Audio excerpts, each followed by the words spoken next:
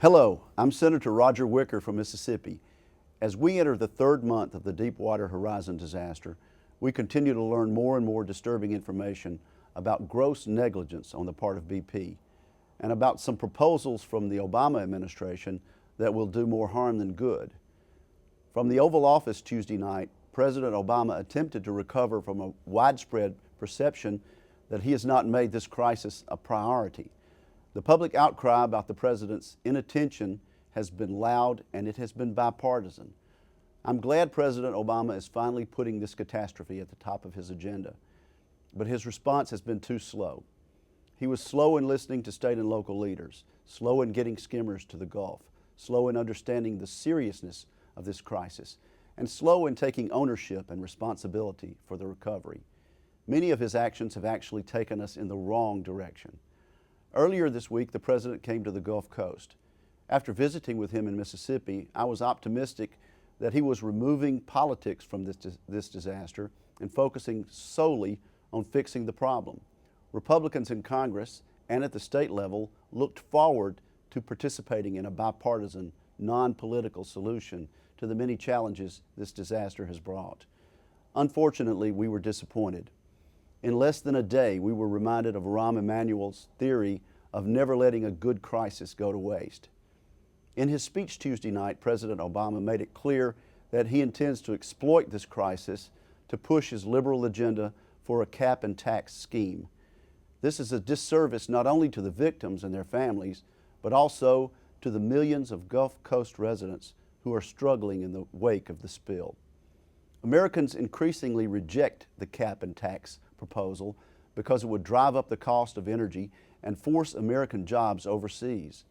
The President spent more than a third of his address advocating this national energy tax, revealing his true priorities. Now is not the time to push a controversial, job-killing, partisan agenda through Congress. In addition to devastating our economy, this proposal would do nothing to fix the disastrous leak or clean up our beaches, marshes, and waters. Another idea that takes us in the wrong direction is the Democratic plan to increase oil cleanup fees and raid those funds to pay for unrelated programs. These funds are needed to clean up spills, not to satisfy Senator Reid and Speaker Pelosi's desire to raise federal spending. In addition, the administration's moratorium on deepwater drilling has the potential to become the third wave of this disaster. If left in place, the moratorium will permanently eliminate thousands of jobs and drive up the cost of energy for all Americans. You don't have to take my word for it. Earlier this week, Democratic strategist James Carville said the moratorium was, quote, wrecking the economy of the Gulf Coast. Along with the spill's devastation to our fisheries and the administration's decision to halt our drilling, one of the greatest threats to the economy of the Gulf Coast is the loss of tourism. Our hotels and restaurants have seen business decrease by as much as 70%. At a brief press conference on Monday, President Obama pointed out that there are a lot of beaches that are not affected and will not be affected. I was hoping the President would make this important point to the larger audience Tuesday night. But since he didn't, I'll say it again. The vast majority of Gulf Coast beaches are clear, beautiful, and safe.